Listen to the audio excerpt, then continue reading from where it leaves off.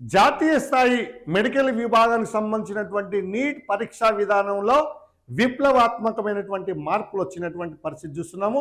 ఎందుకంటే గతంలో జరిగినటువంటి neat examination all India level paper ఏదైతే మరి లీకేజ్ కారణంగా జరిగినటువంటి అవకతవకలను దృష్టిలో పెట్టుకొని మరి విద్యార్థుల ఉద్యమము దేశంలో ఒక కీలకమైనటువంటి యుద్ధంగా వచ్చినటువంటి తరుణంలోనే ఇప్పుడు నీట్ ఎగ్జామ్ పేపర్లో ఒక విప్లవాత్మకమైనటువంటి మార్పులను తీసుకొచ్చినటువంటి పరిస్థితి చూస్తున్నాము.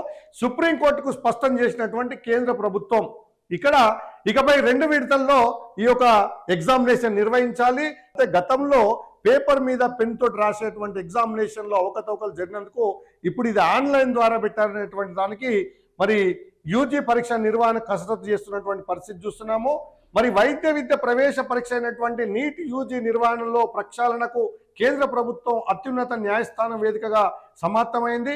ఇటీవల కాలంలో వెలుగు చూసినటువంటి అక్రమాలు, పేపర్ లీకేజీలను వీటిని దృష్టిలో పెట్టుకొని దీంట్లో ఒక విప్లవాత్మకమైనటువంటి మార్పులను తీసుకొచ్చి ఈ మేరకు అనుసరించబోయేటువంటి సమగ్ర సంస్కరణలను కేంద్రం తాజాగా సుప్రీంకోర్టు సమర్పించినటువంటి అఫిడవిట్లో అధికారికంగా వెల్లడించినటువంటి మరి అంశం అయితే ఇక్కడ తెరపైకి వచ్చింది. సిబిటి విధానం వైపు అడుగులు, అంటే సిబిటి విధానం ఎలా ఉండబోతుంది, దాంట్లో అక్రమాలు జరగకుండా, పేపర్ లీకేజ్ జరగకుండా మరి విప్లవాత్మకమైనటువంటి మార్పులు తీసుకొచ్చినటువంటి పరిస్థితి ఇక్కడ చూస్తున్నాము.